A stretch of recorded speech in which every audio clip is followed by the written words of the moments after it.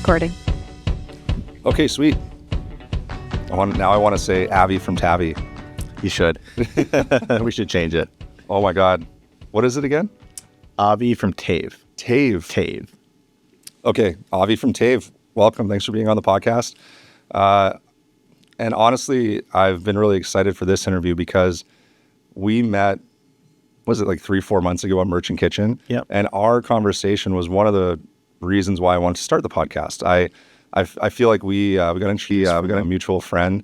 We sat there and kind of ignored him for an hour and just chatted about the business and where things were going. It was a lot of fun, and that kind of sparked my my desire to do this and to help tell other founder stories. And so thanks for being here. Of course. Yeah. I'm excited to do this. Yeah. So I guess just right off the bat, and I love what you do. We're both in advertising, but just tell my audience what you do. What Sure. business is.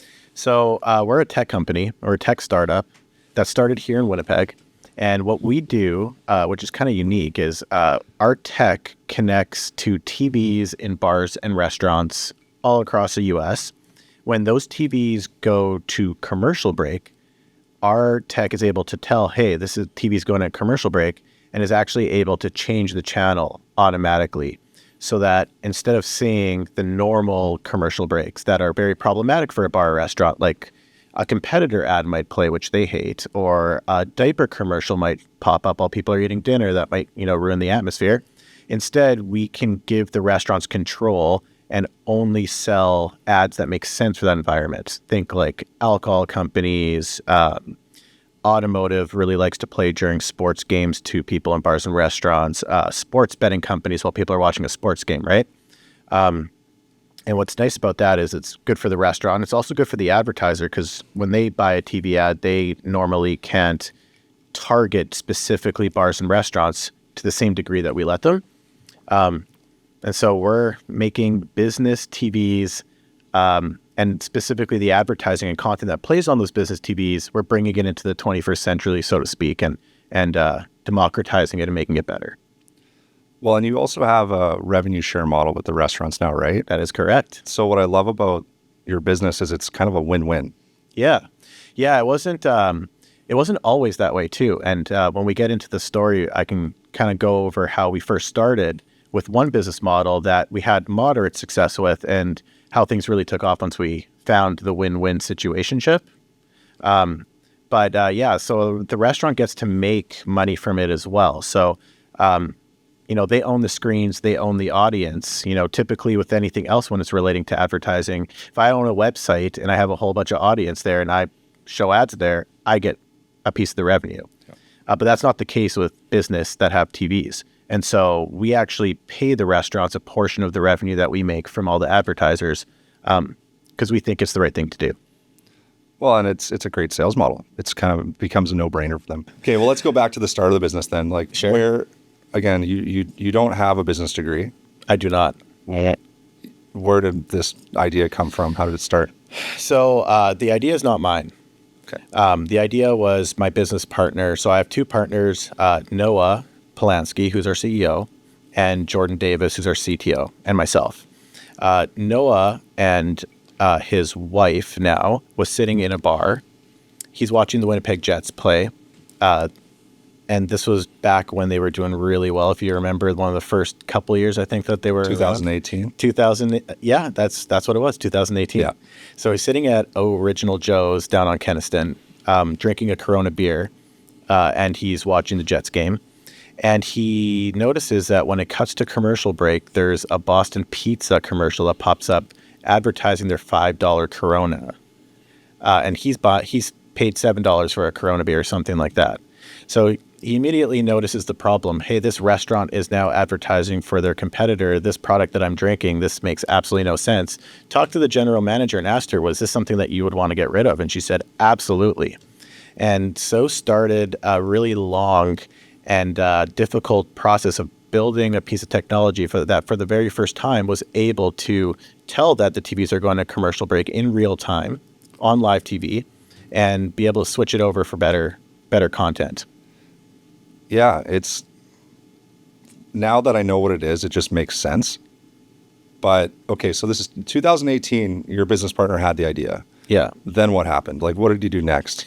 So, well, we had to figure out how to make the product. And Did he come to you? Like, is it the three of you right from the get-go? So actually, Or how does no. this work? You know what? There was a couple other founders that had started originally. I came in a few months later, pre-product, pre-revenue, still in the idea phase. And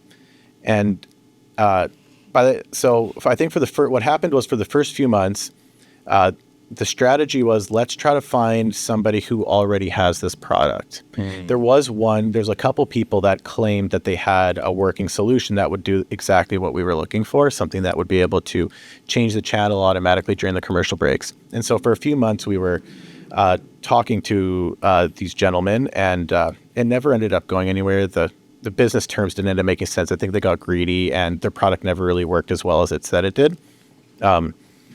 But if you want to know how I joined the company and where I kind of come into the mix, it's kind of interesting. And I think it's an interesting lesson that I think a lot of people might be able to resonate with, to be honest. I was working at the time for Skip the Dishes doing sales, and we called ourselves directors of partnerships. I was signing up bars and restaurants on the technology. And I met this guy actually at my local synagogue who was very successful in life. He's an entrepreneur. His name's Alan Keisler. I actually met up with him today to give him a thank you for, inspiring me to go down this path and what it ended up meaning for myself personally. And he basically said, hey, have you ever considered trying to start your own business, getting into entrepreneurship? Instead of working for someone else where you might be in a role that has less upwards mobility and less ability for you to really make an impact in the business, you might feel like a small cog in a massive machine where you think, what kind of impact can I make? He recommended I seek out an opportunity or start my own business, and kind of sold me on the advantages of that. But myself not being a founder, having no experience, not being even a business degree from university, I was a biochemistry degree. Really? I was, yeah. I wanted to be a doctor. I thought, which I think most people might think, like, who am I to start a business? Who am I to be an entrepreneur, run something? I have absolutely no experience doing it. Yeah. But I took the jump and I said, you know what? If it doesn't work out, that's okay. There's always other options. You'll always end up at another job. And I reached out. I was at an event, actually, and I overheard Noah, the CEO, his girlfriend. So I knew Noah going at school. So I was familiar with Noah already. I didn't know he was starting this company. I overheard his girlfriend talking about how her boyfriend at the time was looking for investors and his first sales at this tech company that he started. It's a tech startup. And I was thinking to myself, you know what, Avi, you've done sales to support yourself through school. This is what you're good at. You've been looking for this kind of opportunity. Why don't you reach out to him? So I literally went onto LinkedIn because I didn't have his phone number. And I said, hey, Noah, it's Avi. You know who I am. How's it going? I hear you might be looking for some help trying to find investors and trying to make some sales in your new tech startup. I'd love to learn more and love to see if it would make sense for me to join. We went for lunch a week or two later.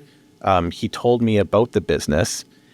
I had no idea if it was a good business or a bad business. Mm-hmm. Like, I had absolutely no clue because I had zero business experience. Like, there was no frame by which for me to judge, like, is this a good idea? Is it going to take off? Is it not? All I really knew was, hey, this is an opportunity that, to own and be brought in on the founder level and own a part of the business. You should probably try to do this. It can't hurt. Yeah. This is exactly what Alan was telling you to do. So I pitched what I was able to do. He agreed. And the rest is history. I joined a few weeks later, quit my job after being at Skip after my first month of being at Skip doing the job. They were not happy for sure. When you look back on it, none of the folks that I had worked with or my former boss, they're still in the startup world. They, one's at Neo in Calgary. Yep. That's doing really well. A few of them are still at Skip the Dishes in like management roles. No hard feelings. No. So I didn't even have to worry about like burning bridges, so to speak, because everyone kind of understood. And over time, really, things come out if you make the right decisions, even if it's not popular at first. It ends up working out for you. 100%. Yeah. And it's funny because Christy was actually employee number 4 at Skip the Dishes. Really? And that's where Number 5. Oh, sorry, 5. My apologies. No way. Yeah, she was. That is real early. Oh, yeah. That's where we met. Yeah. Yeah. Get out of here. So I was with MTA with Farm Track Technologies. Yeah. And she was at Skip the Dishes. And so I was in that accelerator together. And at that time, I think you guys were at 10 or 20 people. You were starting on your growth. Yeah. Well, when I first started, you mean? Yeah. Or when we met. Oh, yeah. It was then probably a year in or something. That was, when you met, it probably was 2014 when we first met. Really? And I think I started there in 2012. Yeah. So she was basically like Josh's like right hand for a long time. And It was early on. Like we were in a cubicle with like 4 seats, basically. I think you started in our building, 2 buildings over, right? Just over here? Yeah. That's 321. So 321 is where we are. I used to have an office there as well. So Get that's outta where, here. yeah. I think I told you that when we met. I had like part of the one floor there and before I moved here. But so we met there and she left just before they had their sale and stuff to go back to school. Same thing. So that when you talk about no regrets, Christy missed out on getting her share certificate, maybe missed out on 150K or whatever it was. The day that I was supposed to sign to get shares in the company was the day I got accepted into creative communications program, which I had tried for 2 years to get into. So I was like, yeah, this is my sign. Like I have to get it. I have to go for it. Oh my God. So gave up everything for school. But similar to what you're saying, in hindsight, she could have had shares and had a couple $100,000, but that's not life-changing money. No. No. You weren't happy with your position there. You were excited about creative communications. Mm-hmm. Now you're your own boss as well and do your own thing. So again, it kind of all works out. In the tech scene, it's very common to hop around too. So yes, and the most valuable thing you got out of it was, I'm sure, experience. Oh, big time. The story. That stuff no one can take away from you. No. Here's the thing about working with a tech company too, and I'm sure it's like with you guys. When you're a tech company, and even my company being a smaller company, you learn so much more. You're not just in like one category doing one thing, because we just can't afford to have one person doing one thing. So when you work for us, you're doing a lot of different things. You're learning. I feel like you learn so much faster with a tech company. You do. At trial, literally, you throw yourself off the deep end, and you basically, by brute force, need to learn how to swim. Yeah. It's sink or swim, and you end up swimming because you have to. Yeah, and do a bunch of stuff. And I think especially when you're young, do it. But I see even older people getting into it because I think people are just tired of the typical corporate, bullshit. The lights. I don't know. I could never do it. I hated it. I never got along with my boss. I don't know what it was. Like maybe it's just the type of person I am, but like I always felt like I could do something better. She's laughing at me because I'm the same way. That's literally why I started. I've been fired from like 20 jobs. Until I was 20. I want to talk about fire stories. I have a couple of those myself too. Yeah, I can. But that's the thing. So when I started my company, again, I've been fired a million times. When I started my business, I was like, hey, and I haven't been the best boss ever. I've learned a lot over the years. Christy's been with me for 10 years. She's seen me evolve as a boss. Because again, when you get into ownership, but I wanted to create a space, like the space is beautiful we're in. I want to create a community where and I love marketing because you're in advertising, you're always doing new, different creative projects. It's the same thing with a tech company. Like I love you're just like always like working and iterating and developing things. And it's so much more interesting than, again, not to say that regular jobs are bad. It's just, I think that's just, I don't know. I see a lot more people of all ages getting into it now too. And when you're at a startup, even if you're not one of the founders, you're still working for yourself. And it is just kind of like a different frame of mind. Like this is partly your company and you're responsible for a pretty major piece, as I'm sure you were, Christy, as like employee number 5. So. Well, similar to you, when you were talking about when you first started with your company and you got asked to do this, it's like I didn't even know what Skip the Dishes was. I didn't know what the opportunity was there. I didn't know what they were going to be. I've said in an earlier episode, when I first got that job, I was just hoping that I wasn't going to be washing dishes. Like I truly had no idea. Skip the dishes. Yeah. So it was just one of those things. I was in university. I needed a job. So I was just applying through portals and that was the one that came up. But it was a great opportunity and I did learn so much from it. Yeah. And it's interesting too with their story, and I've known a lot of people that have been a part of it, but I know early on he turned down just under $1 million from Just Eat to buy his business and kept pushing.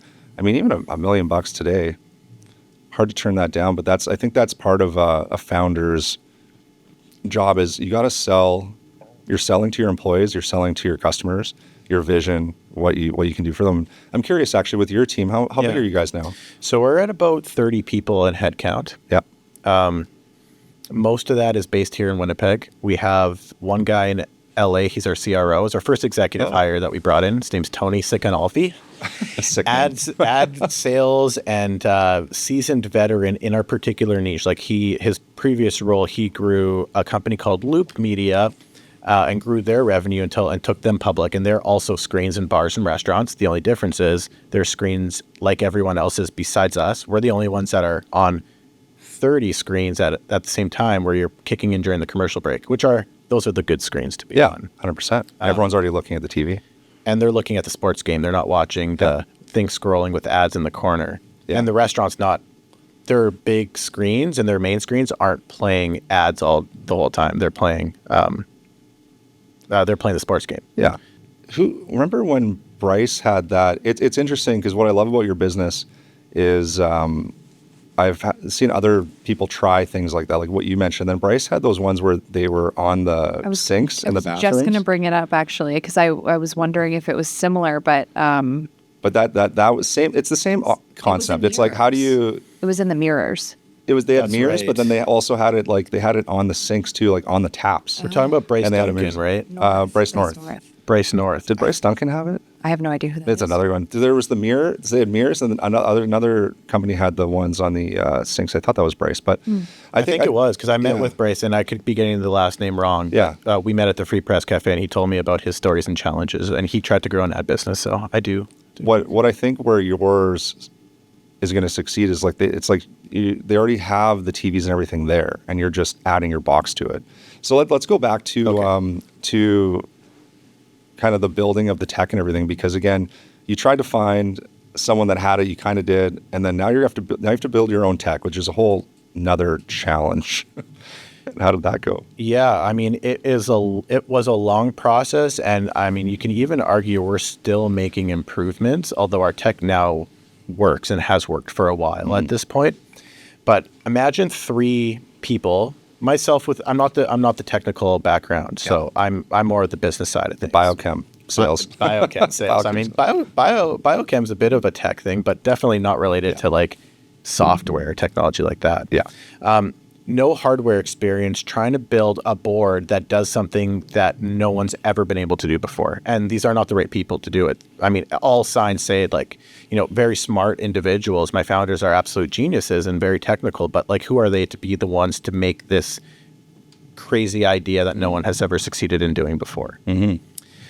It took a lot of blood, sweat, and tears and a very long time of iteration. We started on a breadboard. I think I remember for about a month, they were doing a course on hardware and how to build a board and how circuits work and all this stuff that they didn't ever have to learn before because it was never useful. Yeah. After that, we finally got something that worked some of the time, and it was about a 2-year process from that point on where we were working on the box and the product itself to get to the point where it wasn't freezing the TVs or giving them a black screen or a green screen or just messing up, basically. Yeah. Is this so did you find someone like an engineer or someone to help you with this build? Not originally. I think we did have...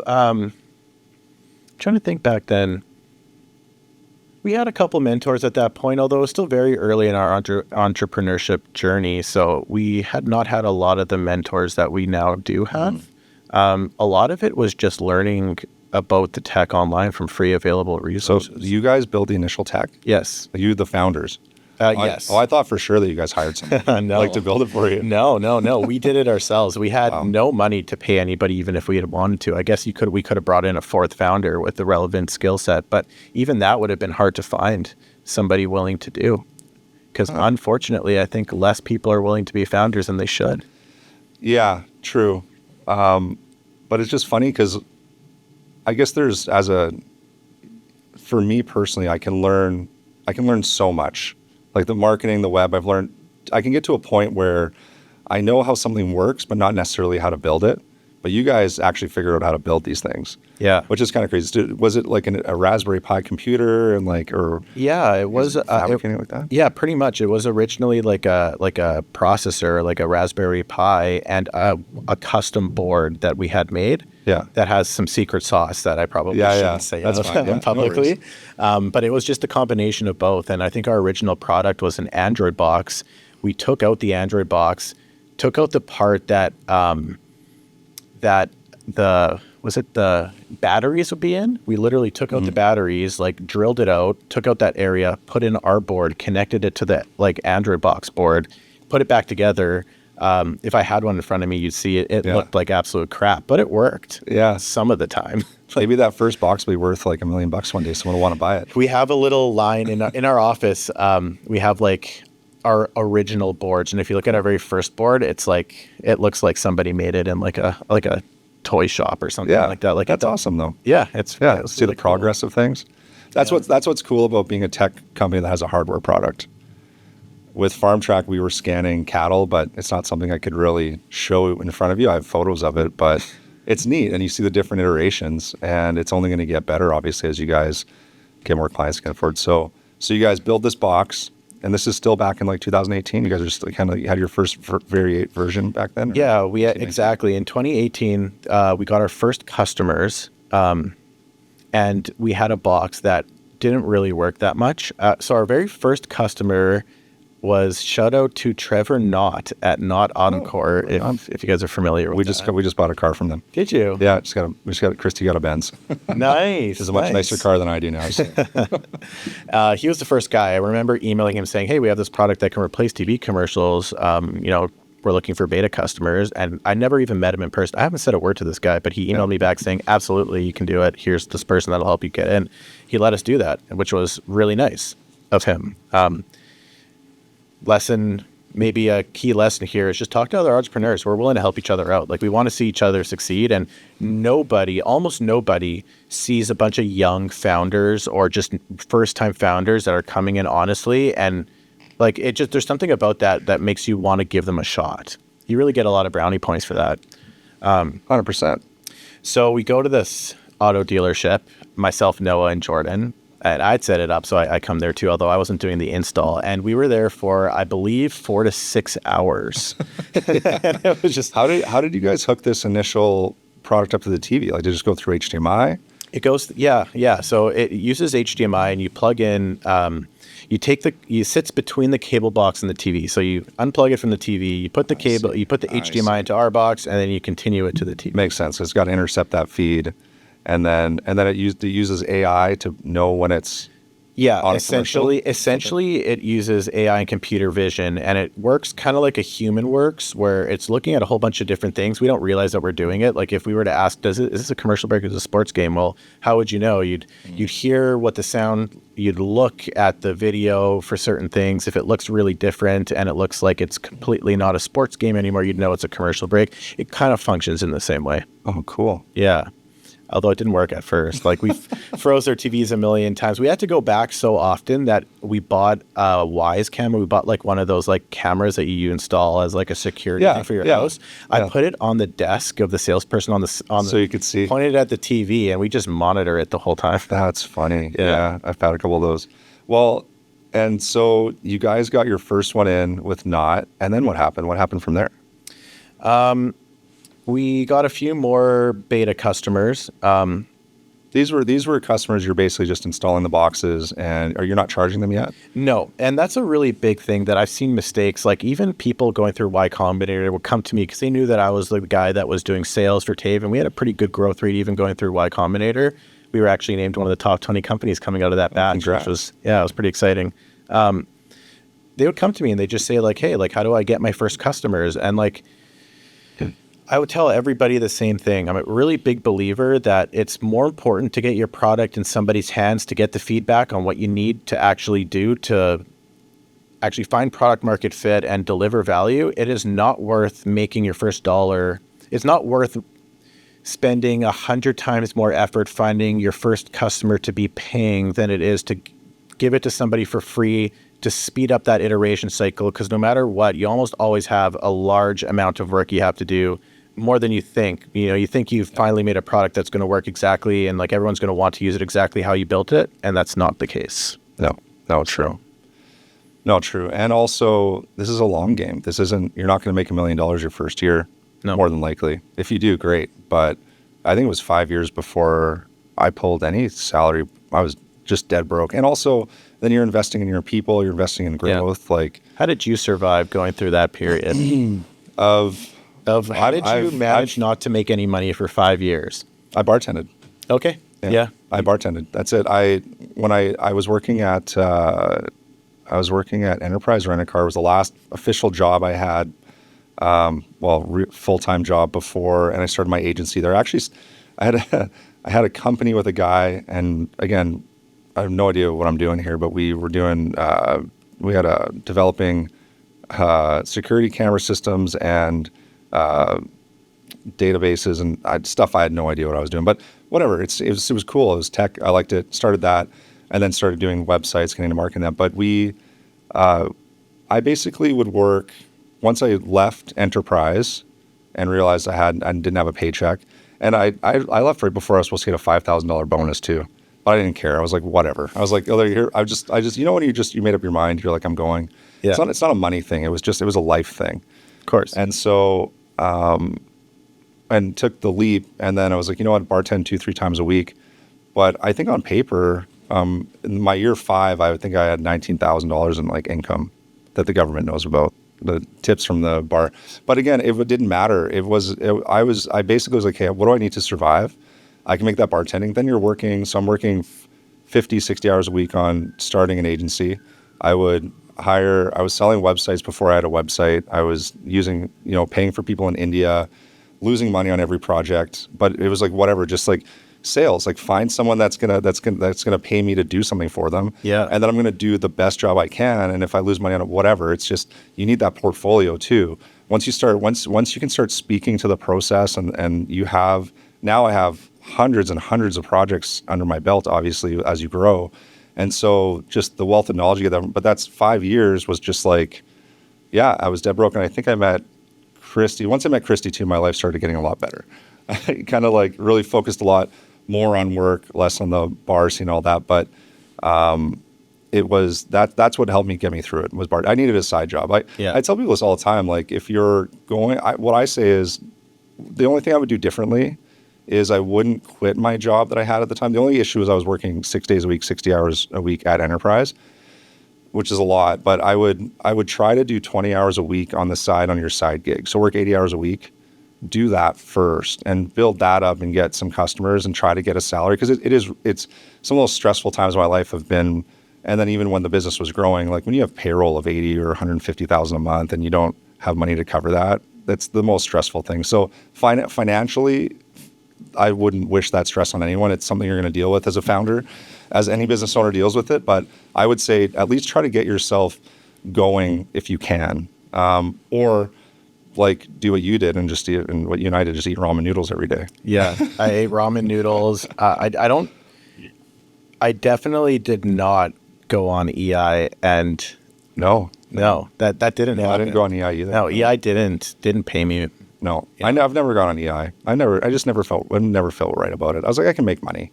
Yeah, I would find ways, but I don't know. I think that's one of the. I don't want to deter anyone from starting something, but you do have to understand that it might take 4 or 5 years. Like I'm sure you didn't pull anything. You've been doing this for what, 6 years now, or you guys are just 6? We've been around since 2018. So almost 6. Yeah. May of 2018. So we're almost there. Actually, one of the things, so you guys have raised quite a bit of capital, like just over 5 million, 5.5. A lot for Winnipeg. Yeah, no, yeah. And it is, and it's great. I want to talk about your Y Combinator experience too, but of course. One of the things, like when I was in MTA Accelerator, we started taking a salary with Farm Track, and you're kind of taking, I guess it's, the thing is, did you guys take anything for salary from the money you raised, or did you start taking salaries when, because it's hard, like how do you live? That's the balance of you raise some, let's say you raise, like for us, we raised a couple $100,000, then we leveraged that through grants, obviously. Took a small salary, because you do get to that point where you do have to survive. Yeah. But I think where you got to be careful is, again, now you have shareholders, you have people that are investing in you. What is like a reasonable amount to take, or do you just like put it all into growth and hope get the payout later? Like, yeah, I mean, I think you put as much into growth as you possibly can, and you take the minimum amount that you need to survive for as long as possible until the point where you drawing a salary isn't going to meaningfully impact the business. and that comes with sales, I guess, and growth on that side. Sales and growth, and even raising more money. Like, I think, you're making, if you raise $2 million, let's say, and that $2 million is meant to last you the next year and a half till your next round, and you pull $100,000 off that, what is that? That's 5% over the next year is dedicated to yourself. I mean, it depends how many employees you have, but I think at that point it's like lost within the noise. So that's kind of how we did it. We pulled it. You really feel it as a business owner. Like, my friends, I can tell, don't understand what it's like to actually own a business, because a lot of times they will ask me questions like, how much vacation are you allowed? Or like, can you ask for more money? And what they don't realize is it's not about me getting permission from someone else, an authority to do things that I want to do. It's more of like what do I feel like I want to do? Because this is my baby. Like, I have sacrificed so much and spent so many hours and turned down a lot of things and my personal life with work-life balance and opportunities to be where I am today. And I made that commitment and I stuck by it. And but it means so much to me that it would hurt me to take advantage of my business. Like, I don't want to give it any less rights to succeed. Thankfully, we're at the point now that we're able to draw, we're not going to pay ourselves irresponsibly, but we're now in a place where we have enough customers, enough revenue that we're able to pay ourselves a salary that is not like a ramen noodle diet anymore. And so it gets better. Like, that's what I would tell your audience, is that it is like 100% worth it to start a business. There is no, if you look at all the options of what could happen, it will never be a bad decision to start a business. I'm a true believer in this. Like, I'll go on record to say, you start a business and it fails 100% completely, and what you still get is probably a lot of connections.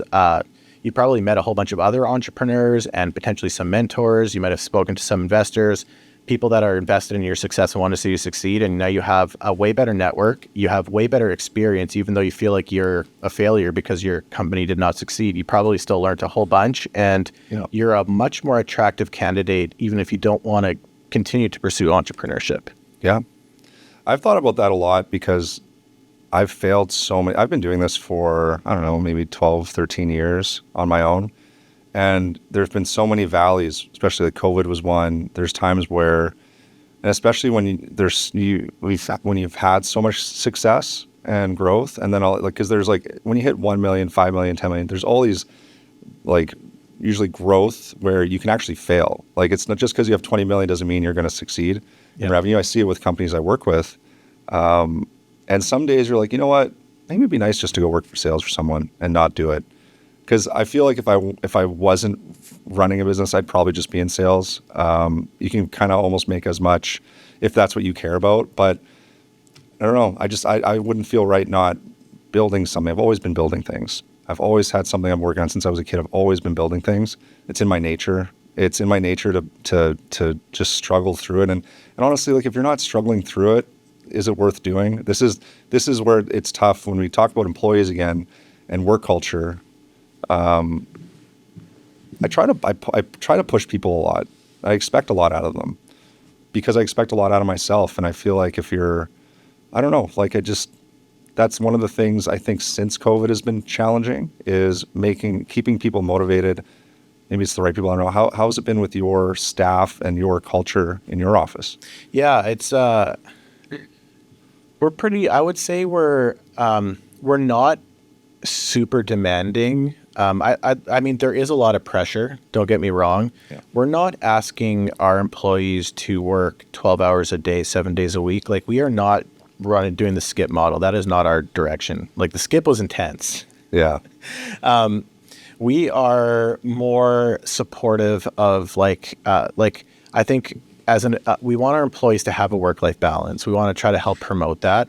But at the same time, we are not willing, and we need high performers. Like if you don't perform well, you're not going to last on the team, and everybody wants to last, and people believe in the mission and the company. So I think it's more of like an internal pressure that's put on themselves to do the amount of work that they can. I think, and then those who truly want to move up and do better, the people that are interested in making it into like leadership one day, they work as hard as we do as founders, and you can see that, and it gets noticed. Well, and I think when you get to your size, and I've been there pre-COVID with 30 people, where you have managers, the people, like, again, the difference between like a junior, a manager, an executive is when you're at the executive level, when you're getting management to executive, that person is basically, they do their thing and they know what they're doing, and they don't have to come. They're just reporting things to you. They're not asking you how to do things. They're figuring things out. That's what we all want, honestly, as business owners, is people that just can, here's what you're responsible for, just do it. And just report to me if things hit the fan or whatever. That's what we all really want. I mean, it takes Absolutely. time to get there.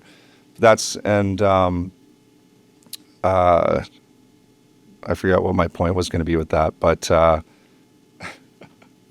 is it more about your ability to get stuff done? And it's more like your effectiveness at your job is more important than maybe the hours that you're putting into it. Like, I mean, you could have somebody who works. Oh, this is what I was thinking of. I was thinking of, again, just back to since COVID's hit. And I think what's going to happen, because the job market right now is really strong. It's really easy to find a job, to find a good job. I think if that changes a little bit, if there's a small recession, I think you're going to start to see, and again, in the future, when people aren't getting promoted, like, who are you promoting as a business owner? You're promoting that person that you just, like what I just mentioned, that person that is typically just takes things on without complaints, gets shit done, whatever, and everyone fucks up, we get that. But I think in the next couple of years, people are going to start complaining, oh, well, this person's getting promoted. Well, also, are you in the office? Are you around the guys that are running the company? Are you making that impact? I think people need to look at themselves and say, what's my value to the company sometimes too? Yeah. They expect a lot of us as owners, but flip it around. Be like, what am I, like, okay, if I'm demanding 60, 80, 100, 150, what am I bringing to the company that, because as a founder, I kind of want you to bring 2x, 3x maybe of that, depending on what position you're in. Sure. A value back. You have to have an ROI, or else it just makes no sense to keep you. And I think one of the things that you can learn by being an entrepreneur is, like, my whole life I had been on the employee side of things, and finally having a business and managing people and having to make decisions around hiring and firing, I started learning, like, you see it from the other side and the other perspective. So if in the future I decide to work for somebody else, my ability to be a good employee will be way better, because I finally get what it's like. I understand what people are looking for finally, because I put myself in their shoes, like, to make those kinds of decisions. And if you're listening to this podcast, you probably want to do better in your career and your business. So you're probably already, like, you have the right attitude, to be honest. It is, I think, also, hot take, tell me if you agree with me on this, Chris, Sure. but I think it's easier than ever to stand out. 100%. I think it doesn't take honestly is so kind of dumb to say. If you come to the office 5 days a week nowadays, you're doing better than almost, like, most of the business community. And that is just wild for me to think about. I had a friend of a friend who's a student, and she's working for a company, and she asked me, she's like, how can I stand out and better myself in my career? And I asked her a little bit about her job and what she was doing. And I said, honestly, right now, this is what I'm going to, all you have to do is be the first person in the office and the last one to leave every day, and go in every day. And she's like, really? I'm like, literally just do that. It doesn't even matter. People think that they're in there working. It's not even that. It's the fact that you're showing the owner that you're dedicated to the job is huge these days. It's huge. because we deal with a lot of people that want unlimited time off and to do and whatever, which is fine. I get that. But she started doing that. And a few weeks later, she came back to me. She's like, Chris, she's like, the advice you gave me was so great. I'm like, really? She's like, yeah. She's like, I would, like, her boss would come up to her at like 2 on a Friday and she'd be like, oh, like, you can go home. And she's like, no, I'm going to stay. I got some stuff to work on. And like, boom, right there. Like, what employee wouldn't just leave in that moment? But again, that's just like, it's just that small little change. And it's like, it sounds hard. It's not hard to show it's not that hard. No. A guy that I like to listen to, I used to listen to a lot, the psychologist Jordan Peterson. I love Jordan Peterson. Okay. He gave a stat. He said working 10% more hours equated to a 30% increase in salary. They just ran a study. So 10% more hours is like being that first in and first out.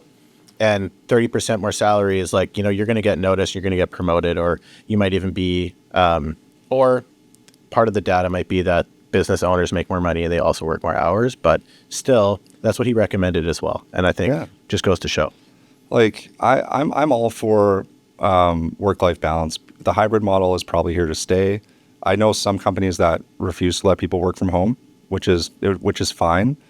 To me, it doesn't matter. I'm very much more results based, but I've had employees that were on, like, say, a 3-hour shift and took an hour for lunch break.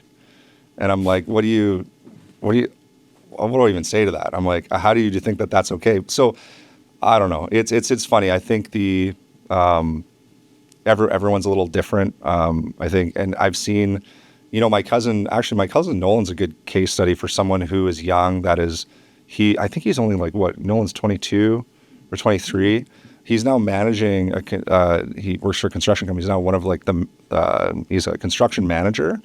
And I'm like, Nolan, like, I saw him last Christmas, like, how'd you do that? He's like, same thing. It was just like, I show up early and I leave late, and they just saw my dedication. Like, I'm telling you, like, sometimes it's that easy.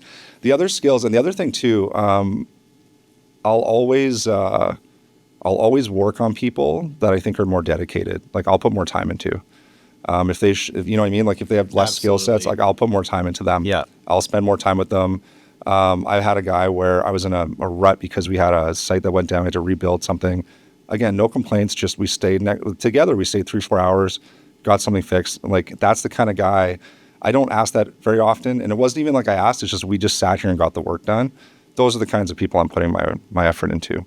Yeah, personally. yeah. I completely agree. I think you see the ones that take it seriously, and you know that your time is not going to be wasted by investing in them.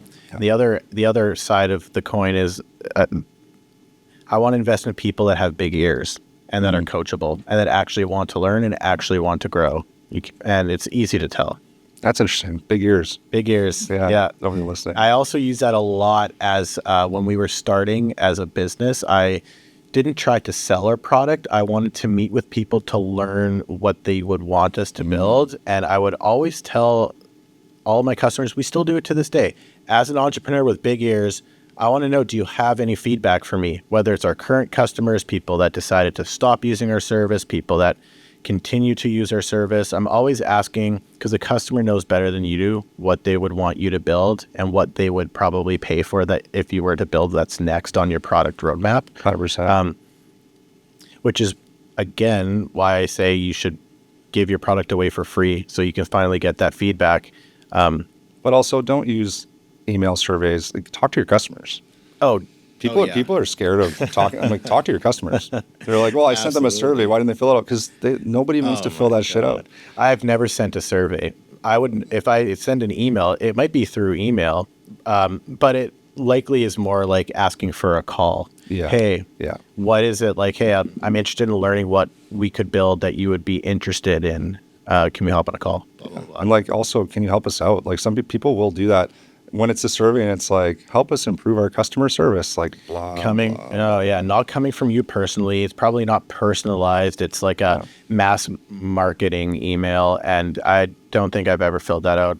The only time, maybe if they offered, like, sometimes they'll offer like a chance to win a $200 gift card or something like that. But much better than having to bribe somebody is to actually be personal with them and form that kind of relationship. I thought, fire truck went by.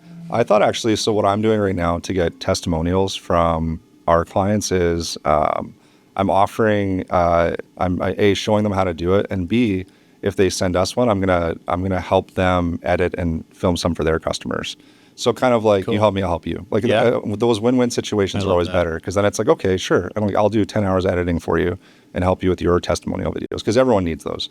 I want to talk about your Y Combinator experience, but one last thing on the team side I want to mention is I used to think calling a team a family was the right move, and I don't believe in that anymore. I think it's a team. Like, I grew up in team sports, and the best teams have the best players that have skill sets that are complementary to each other. And to me, that's what matters. And the thing about a real team is, if everyone needs to pull their weight to win. And if you're not pulling your weight, I got to let you go. And the hardest thing initially was letting people go, but I got good at it, because I realized when you keep people around that are just, I had an executive that was working for me that would refuse to help people. We had like Monday morning, we used to do like a breakfast with everyone on Monday mornings, because who wants to come in on Monday mornings? It's boring. So we used to do a big breakfast with everyone. Yeah. He refused to join. He's like, I don't eat breakfast. I'm like, it's not about the breakfast. Like, if you think it's about the breakfast, then you're missing the whole point here. I kept him on for way too long. He was caustic to the business. And ever since then, I just learned, like, if I give someone, when I hire you, and the hardest thing is you spend a lot of time hiring. But again, if you're within a few weeks and I'm just, something's not right, just, sorry, you got to go, move on. I think you got to get over that. It's that ego thing. You hired them, but it's hard to know. Some people interview really well until you start working with them. But to me, really, it affects the rest of the team, because the other people on my team are complaining, oh, this person's not helping me. It's like, oh, it's just advertising, don't worry about it. Like, what kind of fucking answer is that? Help them.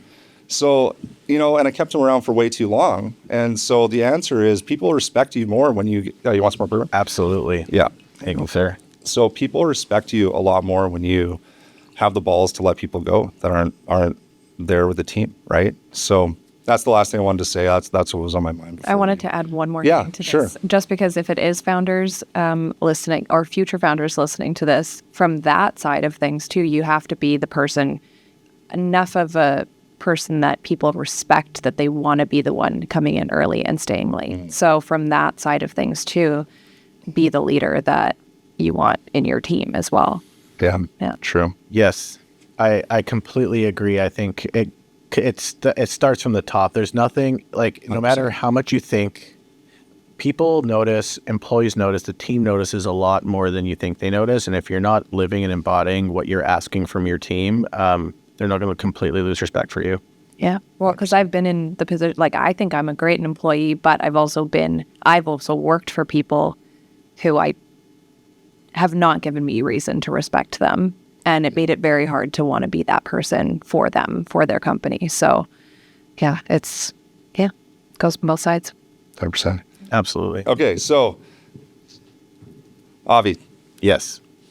I was in the MTA Tech Accelerator in Winnipeg, but you went to Y Combinator, and that's a pretty big deal in the startup community. I mean, it's hard to get into. So just right from day one, tell me about how you got in, what your experience was like.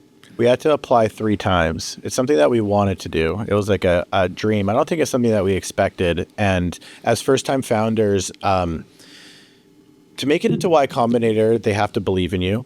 They have to think you're worth it. And the bar is different for different people. So I think a second-time founder, or somebody who has a PhD from Stanford, and somebody else that might have been a former successful founder, has an idea that sounds like a good idea, they make it in. For 3 first-time founders from Manitoba, we're the only, unless something's changed in the last couple of years, we were the first, and I think probably still only startup to ever make it into Y Combinator from Manitoba. Yeah.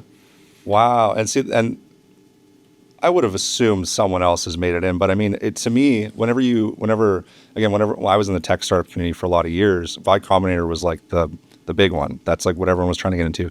I guess, can you just tell my audience, for people that don't know, what is Y Combinator? So Y Combinator is a startup accelerator. It is kind of known as the best. So an accelerator is something where you apply, and they all work a little bit different, but often they'll either give you some money, they'll take some equity, some of them don't, but yeah, you get accepted, and it's almost like a boot camp where you meet with mentors and they give you guidance. on how to grow your business. Y Combinator is a standard program. They give you X dollars. At the time, it was $150K USD for 7% of your company. I believe they have raised it quite a bit. Now companies make a lot more. The program's 3 months long. It happens twice a year. You move to San Francisco, except for during the COVID and some of the aftermath. I think they did some virtual. And you are expected to work on your business as hard as freaking possible for 3 straight months and see how much you can grow. It culminates at the end with what they call demo day, where they bring the world's best investors into a huge room. Every company that wants to raise out of Y Combinator, some defer, but everyone that's participating in demo day will pitch and raise money. And it kind of sets you on a really good course for your business. It often takes a period of a few months of absolutely intense work to really get a business started and in a good spot. And at that point, you can relax a little bit. So at this point, you applied 3 times. So how many? You had already mentioned that you had started to get these boxes into some restaurants and some businesses. And so how many years in were you when you got accepted to Y Combinator? So we got accepted in October of 2019. We had started the business started in technically incorporated December of 2018, although it really started May of 2018, I would say, is when like the idea was conceived. It just didn't get incorporated for a little bit. So call it about a year and a few months into the business is what it took. So what was the difference? Like, because you applied 3 times. Like, what set you guys apart that 3rd time? For us, and it's different for every company. For a company that has a unique idea that's never been done before, like us, they wanted to see validation that this business is like legitimately a good idea. So for us, we needed to, and also as first-time founders, they didn't just take our word that we're going to be good entrepreneurs. They wanted to see that we had real customers. They want a good idea. They want, and for us, they wanted to see that we had real customers, and we actually had traction. We were able to sell this damn thing because this idea, a lot of people have an idea that sounds great in theory that never ends up getting off the ground. That's what I was going to ask. So you're not just going in with an idea and pitching them. You got to come in with a business that's at least started and has started to get customers, or do they take? No, they would take people at the idea phase. They do. Ideation. Yeah, absolutely. It really depends. So I would recommend everybody apply no matter what. It's worth it. You have almost nothing to lose except maybe like, the few hours that it takes to put the application in. Is the application just like a rough business plan kind of thing, or? It's more of a questionnaire. So it's really interesting actually. Like they'll ask you what you do as a business, and they'll evaluate a lot of different things like describe your business in 2 sentences, and it sounds easy, but it's actually kind of tough to do that. The elevator pitch. The elevator pitch is not easy. Like the one-liner, they'll ask you about your history, who you are as founders. There's no real rules about what it takes. They asked you, describe a situation where you came up with a clever solution. They're testing for intelligence. Oh, interesting. So the Business Easy podcast questionnaire was probably a lot easier than that one. Significantly easier too. That's cool. Okay, so you guys got in, you got the investment, and it was 3 months of just hell on the business, like probably not sleeping very much. No, it was working 7 days a week. I think I took every second Friday off that evening, but we were working just the evening. Just the evening. Just the small slice of the evening.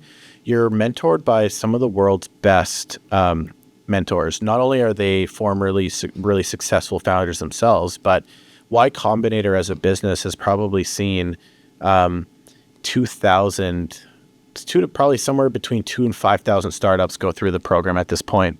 And 80% of problems that startups have are really all similar to each other. That's the other thing. It's like businesses all face the same sort of problems, even if you think they're completely different in different industries, different product.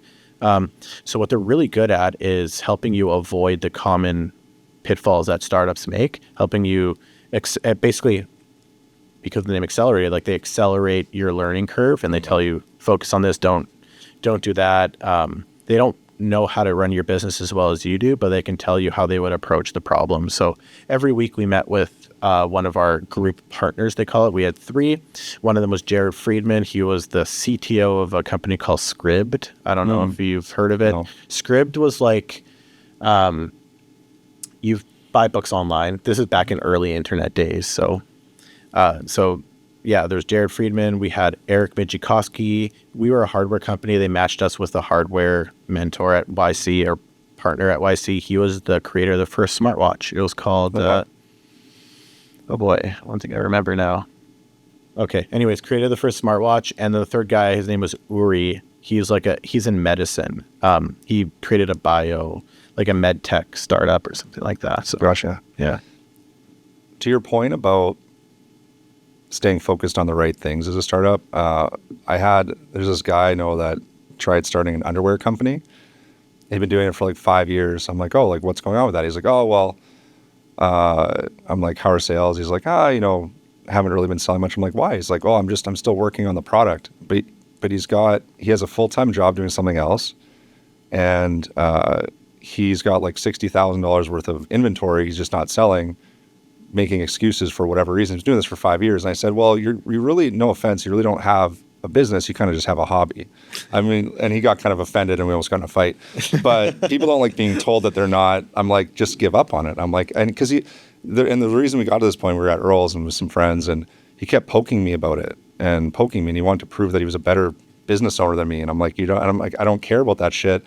And I just told him the truth. I'm like, you're not, like, give up on it. Like, I don't know, at some point you gotta, like, what are you doing? Like, if you're not, you got all this inventory. So I think what accelerators teach you is like, the product's never going to be perfect. That's a big part of it. I mean, when you guys had your first one out at Knot, it wasn't perfect. Not even close. People think it's going to be perfect. It's like, it's never going to be perfect. So it's like, get it to market, get customers, get paying, iterate.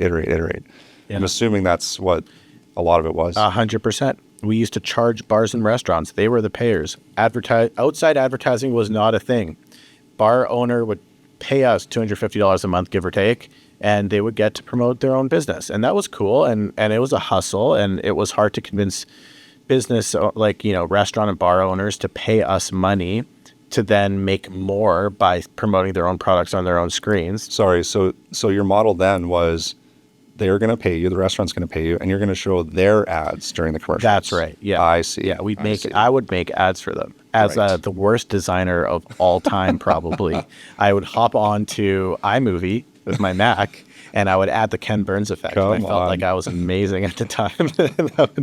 But you know what? One of the ads I made was for a Guinness beer in Finn McCool's. Yeah. There's a couple in Winnipeg, and we were working with it was one of our best customers at the time, and their Finn McCool and Guinness sales increased by 15%. And that was my shitty static Guinness ad that had Ken Burns effect and had like some text just come in slowly. Like, that was the max of my abilities, and it worked. You're making me, I want a Guinness right now. I'm thirsty. One of the things I like to tell my customers, especially if it's somebody that is kind of worried about, we don't have a video, we just have a static creative, is like, one of our best performing creatives was static. Like, so yeah. Well, and to that point now, I mean, when you have platforms like Canva, and there's so many AI platforms as well, like, you can make a decent little video ad in 10 minutes. Have you ever used Midjourney? Yes, not to the point where I've used it a little bit, but not in a little while. We started using it. It is so much fun. I'm next week, while we're in Mexico, I'm going to go down the rabbit hole of generating AI video content ads for my clients and starting to run tests, because I know what we want to say, the messaging is the same. If we can do it at a very low cost and let's compare results. Like, again, like, why not test those creatives? Yeah, I'm using it for decks specifically. Yeah. And it'll do some weird things. Like, I sell sporting events and tentpole packages. So, like, one thing I created, which is starting up soon, is NBA and NHL playoffs. And I'll actually sell, like, you could buy the NBA playoffs on TaiV instead of buying it from ESPN. Yeah. And we're different and better and cheaper. And so I asked it to make, like, a background of a whole bunch of basketballs. I probably didn't need to, but I wanted to do it anyways. Yeah. And I had to, like, create the basketballs, but it drew the line. You know how, like, basketballs have lines? Like, it has like the U and the straight line and then the bottom U. It would, like, screw that up, and it's even in my deck, and it'll make, like, weird squiggly lines, but it's like, it kind of looks right, but it doesn't necessarily.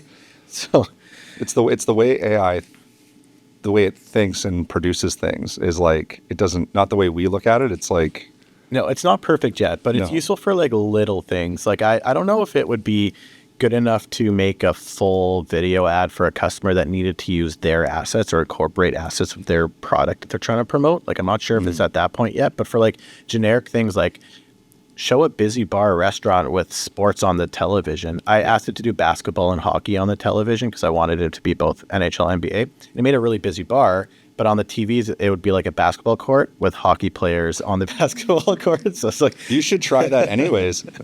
Yeah, that would be good for an ad because people were like, what is that? We used it. I was in Whistler and my friends and I talked to a friend. He was looking to buy some land north of Winnipeg and set up like a kind of like a getaway with 7 or 8 little cabins and that. And so I was like, I went on OpenAI and I went to their video. They have like a video app plugin now, and it was like, create me an ad for this like getaway, and this is what it's called. And it created it, and it wasn't bad. It was funny. Like some of the scenes were like a guy driving in a semi for whatever reason. But a lot of it was like, it would show like it's like coming into like the countryside, and it wasn't the worst I've ever seen. You know what I mean? Because that took me 4 minutes, and then I could take that and you could, if you can start iterating. I tried it with the logo once too, and the image developer. The only thing that was annoying is it created a logo I really liked, but then it wouldn't take that one logo that I defined and edit that one. It would just keep editing the other ones. There's still like some, because I got it to make 6 logos. I was like, okay, that third logo, it's like, I don't know what you're talking about. Oh, you know what I mean? Midjourney can do that for what it's worth. Like Midjourney spits out 4 things, and then you can click 1 to 4, and it says iterate off of. Okay, so I got to try Midjourney then. Midjourney's good. I think OpenAI is pretty good too. I can't remember what it's called, Soma or something like that. Hey Jamie, pull it up. We don't have that ability yet. Okay, let's go back to so why Combinator? So what was, after the 3 months, what did you guys come out with after the 3 months? So we went into Y Combinator. We decided that our product was still having issues. This was back when restaurants were still paying. Right. You didn't have your new model yet. It's a sad story, Chris. Yeah, that's okay. I keep on bumping. You can pull it in a little bit more if you want. Pull it down, or you can pull it forward. I don't know. Pull it away. whatever you're comfortable with.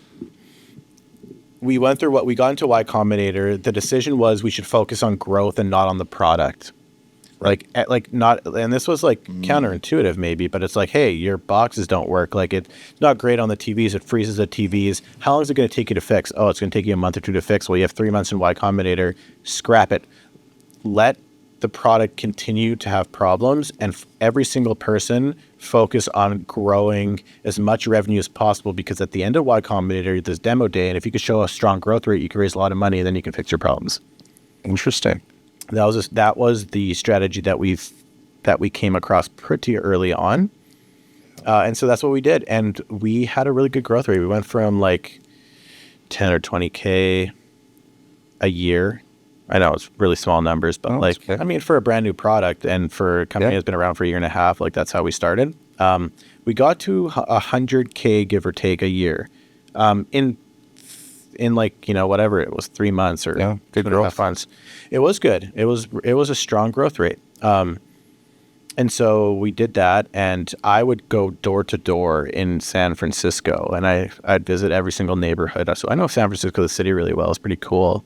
And I try to like get our tech installed there, and we'd work with the ones up in Canada. And Noah and Jordan even had a story where the screens weren't working properly at the Finn McCool's that we were working in Edmonton. So they literally took a trip where from the moment that they like left, they had like maybe 2 hours of sleep that night, and they were just absolutely like running around the city trying to fix these boxes, trying to grab the materials they need from Home Depot, trying to go back to fix the boxes. It was the single most stressful trip I think they ever had. Like, wow. Yeah, no kidding. Like, I feel sorry for them for having to deal with the crappy tech at the time, I guess you could say. Mm-hmm.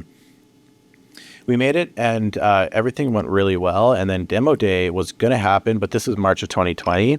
And I remember I came back from like a trade show at the time, and this COVID was just starting to, the rumbles were starting to happen. And then it ended up being kind of disappointing because we never had demo day.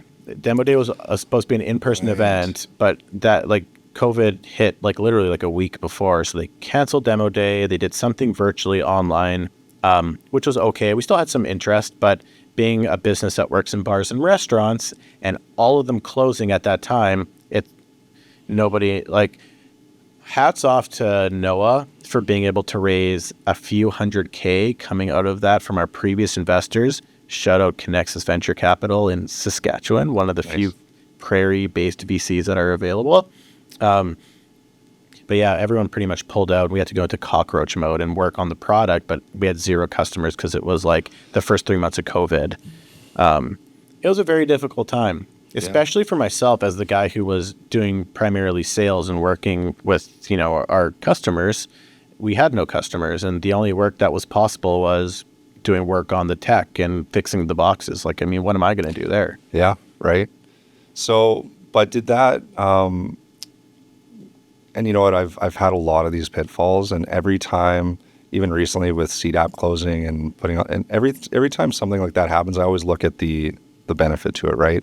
So were you guys able to then build a much better product, change your model? Is that where that all came from? Yeah, like it ended up being the best thing that ever happened to our business. There was definitely a silver lining. And the silver lining for us was, well, we fixed the tech issues. I think we would have fixed it anyways. But the big silver lining was being forced to learn how to sell the ads ourselves.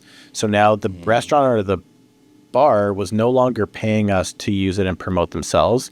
Instead, the restaurant was getting it for free. We were selling ads to outside companies to play on those screens, and we were sharing the revenue with the restaurants. And that's when we found the win-win-win model. Yep. I would say there's 3 wins, because like the restaurant makes money and gets rid of crappy commercials and gets a little bit of time to promote themselves as well. Advertiser gets cheap, more targeted, and really effective TV ads if they're the right advertiser.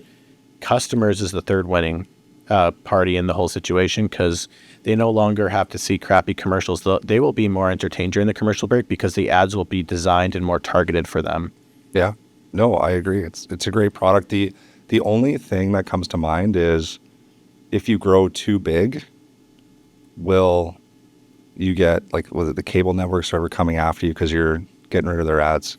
Yeah, it's interesting. I think there's actually the cable networks. I think we have a lot of opportunity and a lot of synergies together. Like, we're the infrastructure that, can finally help segment the ads that are played in bars and restaurants. You no longer have to play a TV ad that relies on audio to actually be effective in an environment that almost never plays audio. You'll see people talking, you don't hear them. It makes no sense. Good point. I actually never thought of that, because TVs are off, it's on, but the sound's off. They're usually playing the music system. Yeah, I never thought. The ads are not designed for that environment. Also, people aren't like their attention span's slightly different. You're talking with friends, you're drinking, you're glancing up at the TV. You're not. So a different ad functions better there, and we unlock all that, and we can, because it's more targeted and we're more measurable, and it is worth more, so we could sell it for more. So I really see a potential partnership in the future. They might try to acquire you, one of those big companies. That's where it could go. I'll get that out there. We're open to talking. yeah. Always be open to a conversation for acquisition. And your business is like that. I mean, with the growth model and the growth you guys have had. I mean, I'm in advertising, and I love it. I'm in digital. And you talked earlier, you mentioned in your questionnaire that, cookies and things like that are really affecting what we do. When I started my agency, we were doing website development, social media management, SEO, and got into ads because I felt like it was the best. For me, again, I always look for those win-wins as well. When I can say, you're going to pay me X, and then I make you Y, and then we're both winning. That's great. It's always harder with the other organic ones, but I'm always looking for other avenues and ways to. The goal for me is always to help my clients make money, right? How do I help them reach their customers, like position them better than their competitors? Yeah. And what you do is really interesting. I feel like a few questions that people might have that I had when I first met you was, okay, so what happens if it's not sure it's on an ad? That's one of them. And then, or if you have technical issues and things like that, how do you monitor that, or how is that taken care of on the back end? Good questions. In the first situation where our box isn't sure if it's on commercial break, we play it safe. Because the worst thing we could do is kick in during a sports game, miss the final touchdown. If you cut me off during a Jets game, I would lose it. Oh, man. I bet that happened when you first started. We've had some absolute horror stories.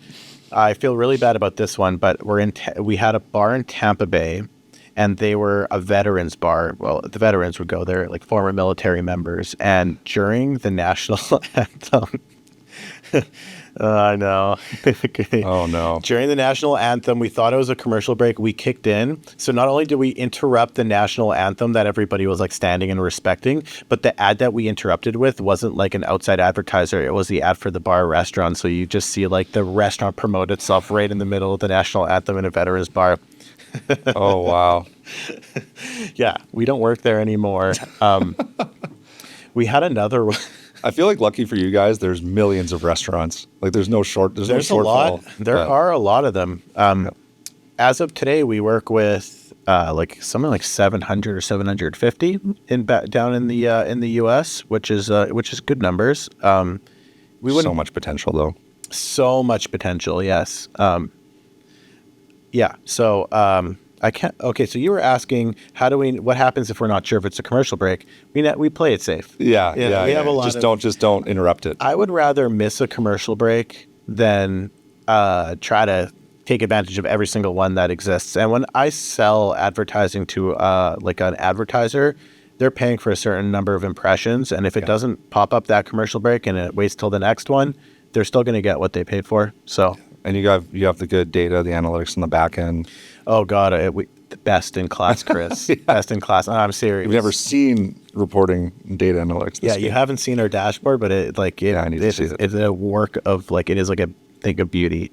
We know if the TVs we know if our box is not plugged into the TV anymore, but still plugged into the cable box. We know if it's unplugged on either side. We know if the Wi-Fi is down. We know when the last time we replaced when we kicked in and started playing on the screens are.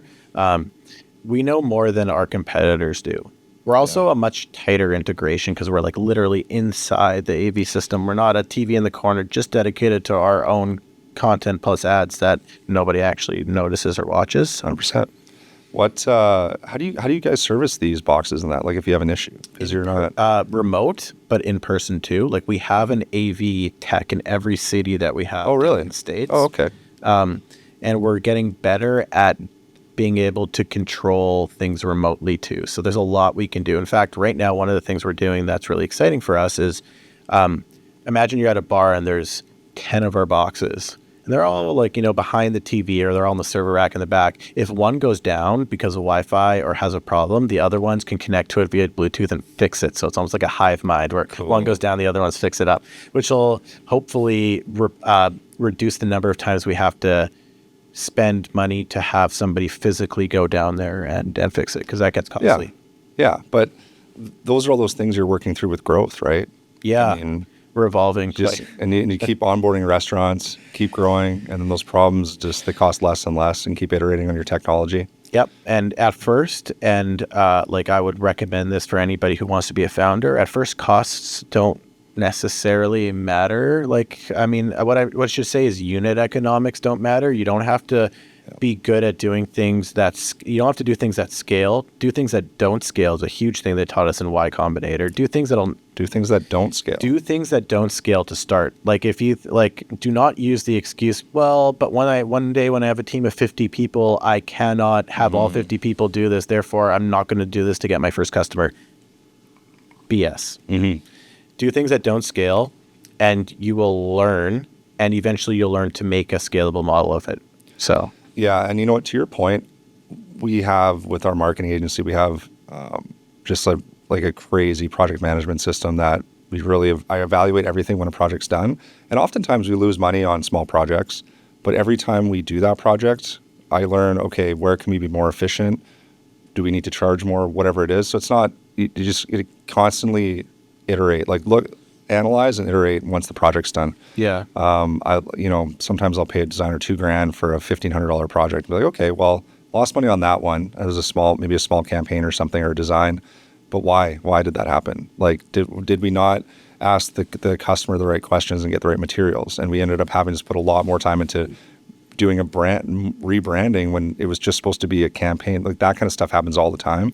Yeah. So, and has it not worked out for you? Have you ever had a situation where you start with somebody and do you want to you want to do your best job and you want to win them and win their future business, and they're piloting with you. They're doing a first time campaign with you, and maybe you'll intentionally lose money or go above and beyond, even if it eats away at your margin, to then secure, future business forever or a bigger deal. Oh, 100%. I actually heard a really good quote the other day from a guy. He said, because someone asked in his contract, and I can't remember what industry this guy was in, but she said, well, what's this 30% margin? He said, well, it's a 30% fee is what we try to make. Really, it's a 42% margin. She's like, oh, well, why would you make that? He's like, here, the reason we have that margin is because one of our core values is excellence and quality of excellence, or whatever it was. And he's like, and the reason we do that is because it doesn't matter what it's going to cost. If something's not right, we're going to do it properly.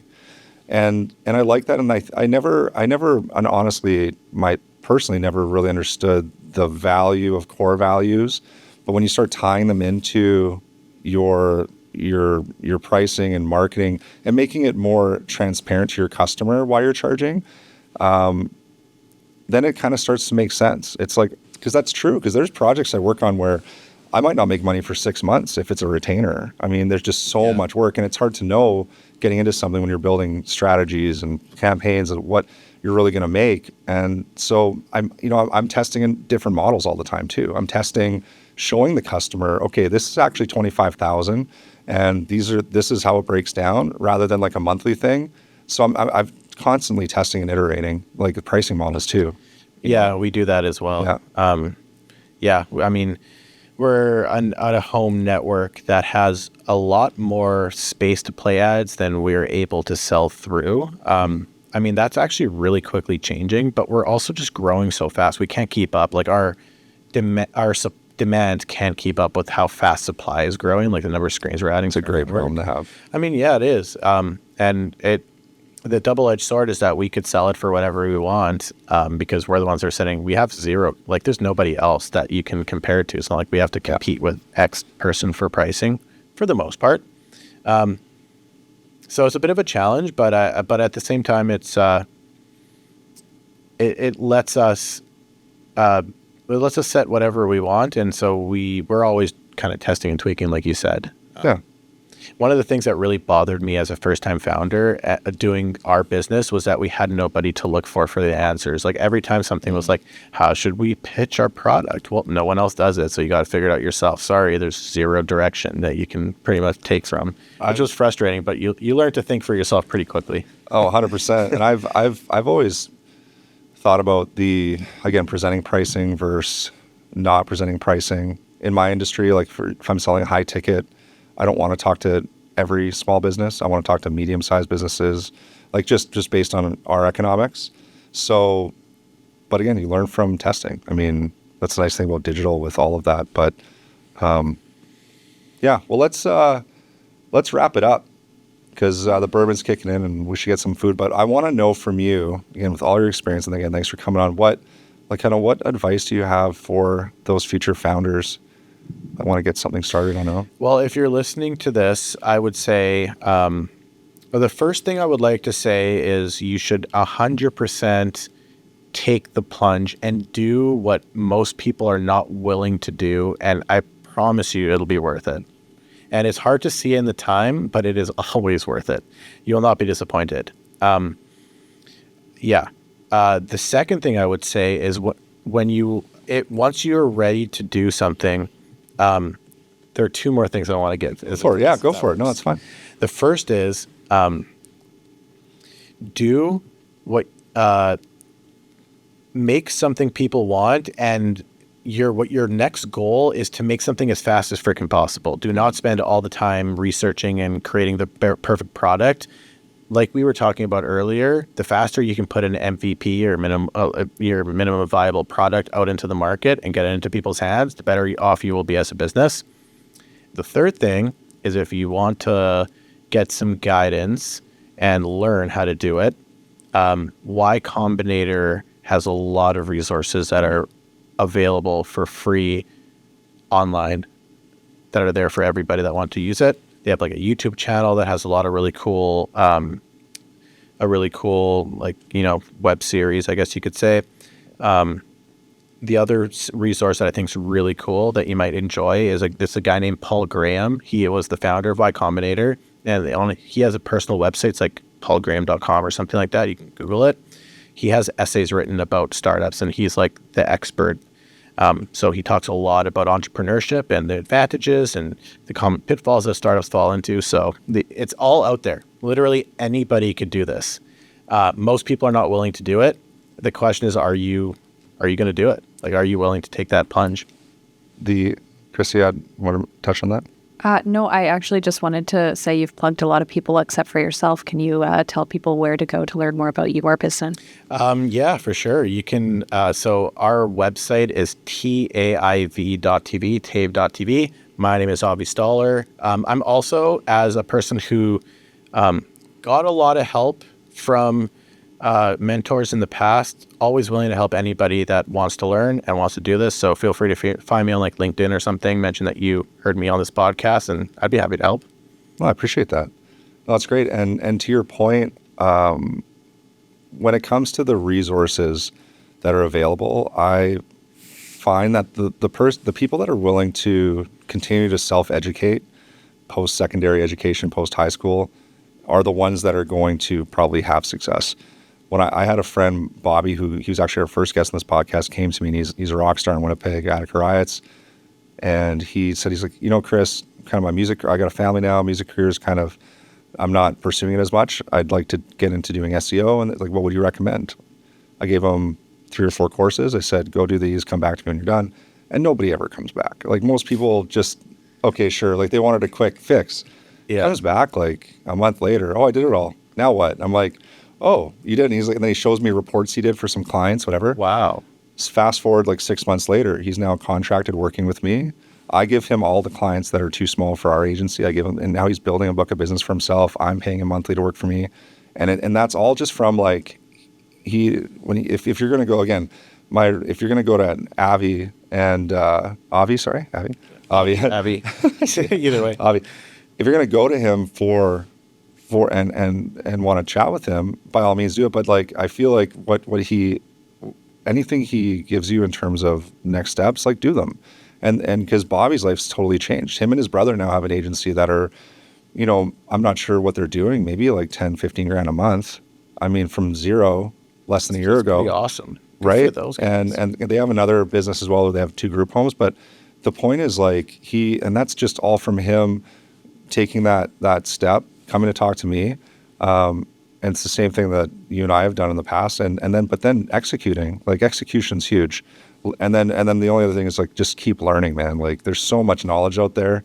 It's easy to get overwhelmed, but once you have that idea, put it to market, get that MVP out. You're going to regret not doing it for the small cost that it is, whether it's your time or, a couple $1,000, whatever. You gotta start somewhere. Absolutely.